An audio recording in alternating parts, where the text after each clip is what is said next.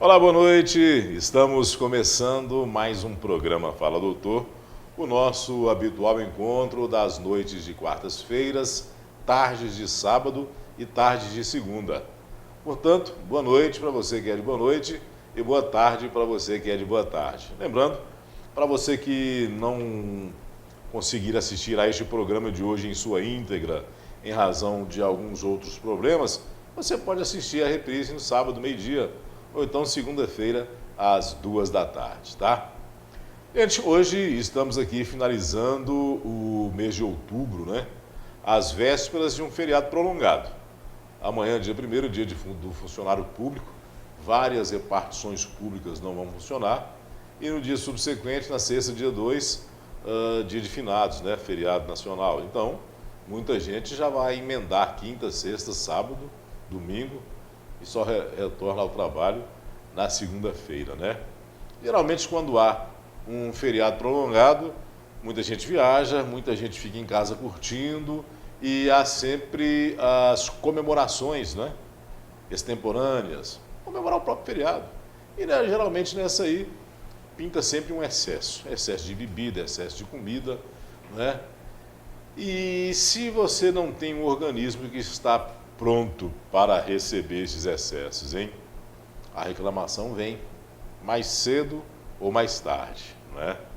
Por que eu estou falando isso? Tem tudo a ver com o tema do programa de hoje, gente. A população brasileira engorda, mais exemplo do que ocorreu com a população norte-americana da década de 60 para cá. O fast food, a vida rápida, a falta de tempo para poder fazer um exercício físico, a falta de tempo para se cuidar, tem levado a uma obesidade excessiva da população. E o que é que isso pode trazer em consequência? Já ficaram a imaginar aí, né? Diabetes tipo 2 é uma das coisas que pode vir como consequência do aumento do peso. Mas o que é que a diabetes tipo 2 pode causar em nosso organismo? E o que é diabetes? Por que a medicina tem preocupado tanto, os órgãos de imprensa têm preocupado tanto em divulgar isso? Até neste mês de novembro agora, né, a exemplo do que ocorre com várias outras enfermidades que dão uma cor e um mês para se chamar a atenção para o problema, existe o Novembro Azul para diabetes, né? Dia 14 de novembro, faz-se um grande movimento nesse sentido. E para falar sobre este tema, sobre este assunto que é de extrema importância, eu trouxe hoje aqui em nosso programa uma médica endocrinologista, uma especialidade extremamente importante na área da saúde humana, e há muito tempo que a gente não traz um endocrinologista aqui no programa. É a sua grande chance de ligar, participando do nosso programa, através dos nossos telefones 3221-9498 ou 3216-6385 e fazer a sua pergunta para a entrevistada da nossa noite de hoje, que é a endocrinologista, a doutora Franciele Gonçalves de Moraes, que vai aqui bater um papo conosco, emprestando todo o seu conhecimento para que você que está aí do outro lado, né, você que está aí na ponta, possa aprender um pouquinho mais e a gente ter uma vida mais saudável. Doutora Franciele, boa noite. Um prazer tê-la conosco aqui no programa Fala Doutor. Boa noite, Afonso. Boa noite a todos que estão nos assistindo. É um prazer estar aqui hoje. Muito obrigada pelo convite. E vou estar aqui disponível para o que puder ajudar, para todo mundo ficar conhecendo um pouquinho mais dessa doença que é o diabetes, né? Prazer todo nosso, doutora Franciele. Permita que eu tenha um breve currículo da doutora Franciele aqui, bastante rico, né? Eu vou passar para vocês. A doutora Franciele é especialista em clínica médica com residência no Hospital Universitário Clemente Faria da Unimontes, especialista em endocrinologia e metabologia com residência no Hospital Vera Cruz de BH, membro da Sociedade Brasileira de Endocrinologia e Metabologia, professora do curso de Medicina da FUNORTE e membro do Corpo Clínico de Endocrinologia da Santa Casa e do Hospital Universitário. Bem, com toda essa bagagem, tenha certeza de um programa de excelência hoje e a gente vai aprender muito. Doutora Franciele, um mês e uma cor especificamente dedicados para falar sobre a diabetes ou o diabetes. Geralmente o usual mais hoje é o diabetes, né? Antigamente era a diabetes. Igual na área jurídica era o uso campeão, hoje é a uso campeão. Bem, vamos lá. Por que disso? É tão preocupante assim a questão da diabetes, a ponto de que a sociedade médica, mesmo profissionais da saúde, vamos destacar isso aqui porque o povo não pode brincar não. Exatamente. Hoje a população, o número de diabéticos que tem no mundo é assustador, né? A gente tem em média 425 milhões de diabéticos no mundo. E o pior disso é que quase metade, estima-se que mais ou menos 46% dessas pessoas não sabem que são diabéticas. Então, a importância do mês de novembro, de ter colocado novembro azul, né, do dia 14 de novembro, ser o Dia Mundial do Diabetes, é exatamente alertar as pessoas para essa doença, que muitas vezes é diagnosticada tardiamente, e o problema são as consequências que a falta do tratamento dela ocasiona nas pessoas, né? Sim. Que são as complicações crônicas, né, da doença. Agora, doutora, vamos lá. O que causa a diabetes, especificamente? A mais comum é a tipo 2, né? Isso. O que é diabetes tipo 1, o que é diabetes tipo 2, o que causa uma, o que causa a outra? Então, Há como evitar alguma delas? Então, o diabetes tipo 1, ele não tem medidas para a gente falar assim, tem como evitar, né? Porque o diabetes tipo 1 é uma doença autoimune, né? Então, ele depende de anticorpos que vão agir ali no pâncreas do paciente e vão provocar a parada da produção de insulina, né? Então, esse não tem como a gente prevenir, né? Mas tem como cuidar, né?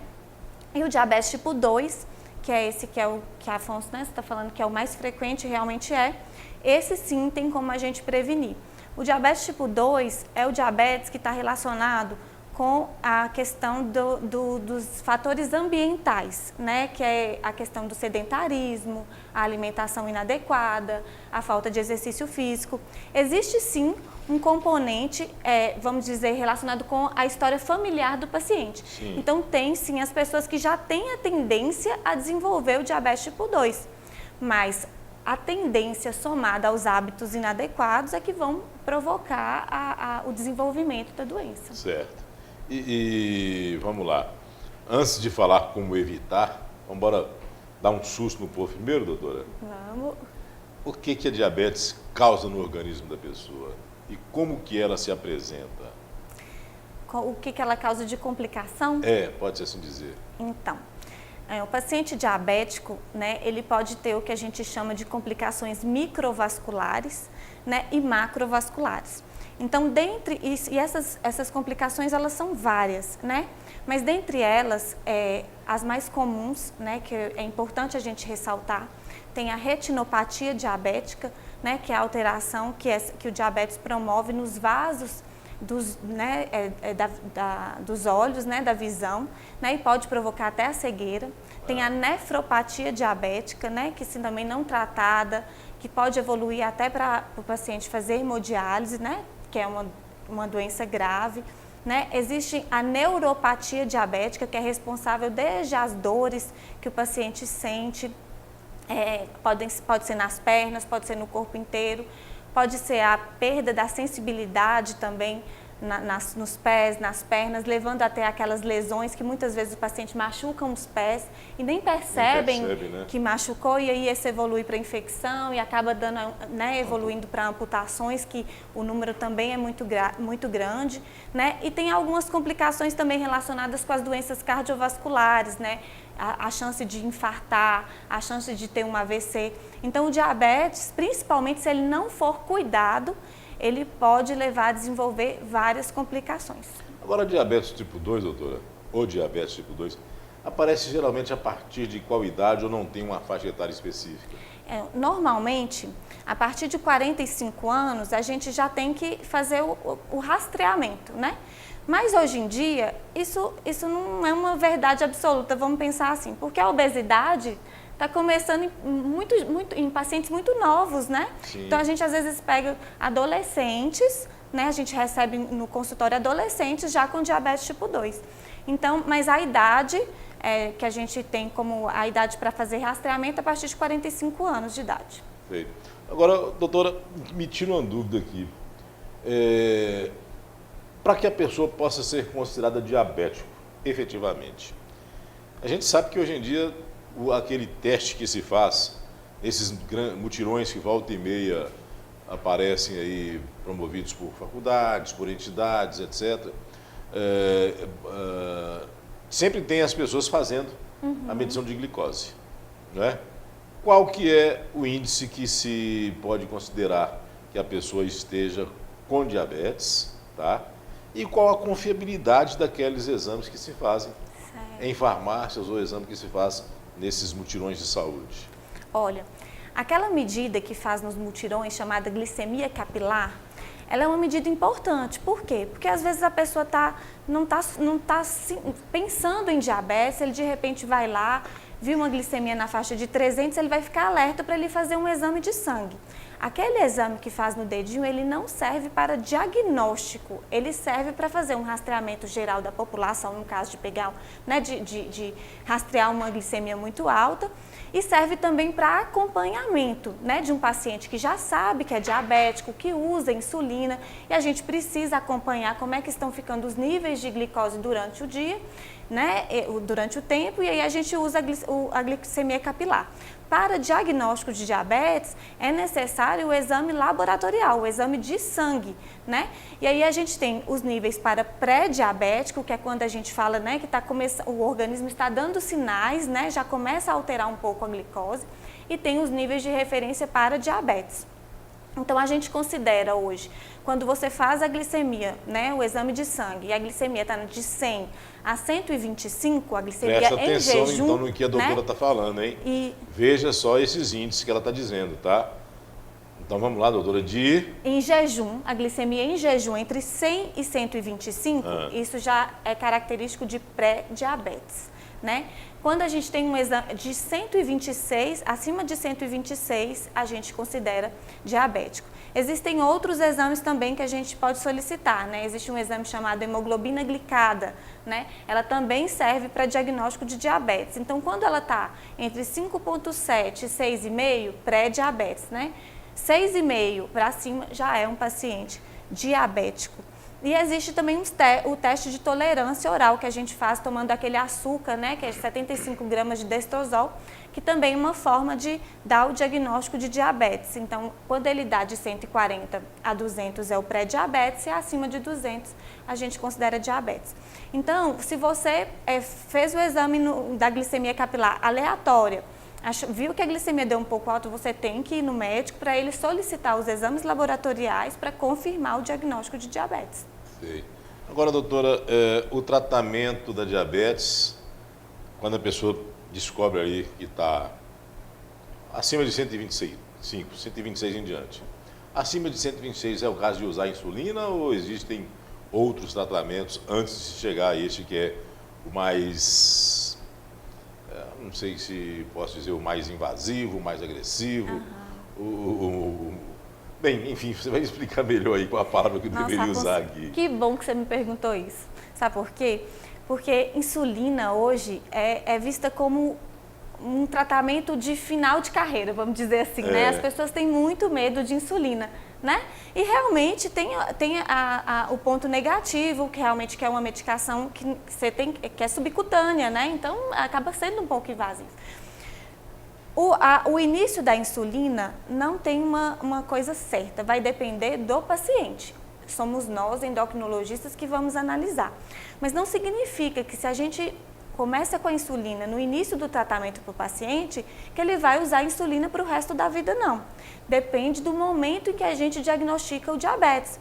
Então, vamos pensar assim, se a gente diagnostica o diabetes naquela fase que a glicose está 130, a hemoglobina glicada começou a alterar, está na faixa de 6,6, esse paciente... né? E claro que eu estou falando no geral, a gente não sabe as outras doenças, porque tudo isso tem que ser avaliado, né? Sim. Mas no geral, esse paciente não vai precisar usar insulina no início do tratamento, né? Mas muitas vezes a gente pega casos que o paciente já tem sintomas, a gente chama de insulinopenia, e que é necessário sim... Qual o sintoma? São sintomas, por exemplo, O nome? insulinopenia, né? Insulinopenia. Às vezes o paciente já está muito emagrecido, ele emagreceu muito durante, né, esse processo, até ele descobrir que ele realmente tinha diabetes. É bom porque eu já vou falar um pouquinho dos sintomas do diabetes, né? Essa questão do emagrecimento, urinando demais, então ele fica desidratado, boca seca, né? Chega às vezes muito... às vezes um paciente mais idoso fica muito sonolento. Então, depende da forma como a gente encontra, né, o paciente. Então, às vezes, quando o paciente diagnostica o diabetes nessa fase, a insulina pode ser o tratamento inicial do paciente. Vamos embora dar uma pausa neste tema agora. Vamos lembrar dele para a gente voltar daqui a pouco, logo após o intervalo. 3221-9498, 3216-6385 são os telefones da TV Gerais para você ligar participando, mandando sua pergunta para a nossa entrevistada dessa noite, a doutora Franciele Gonçalves de Moraes, endocrinologista. A gente vai a um pequeno intervalo e volta já já, aguarde.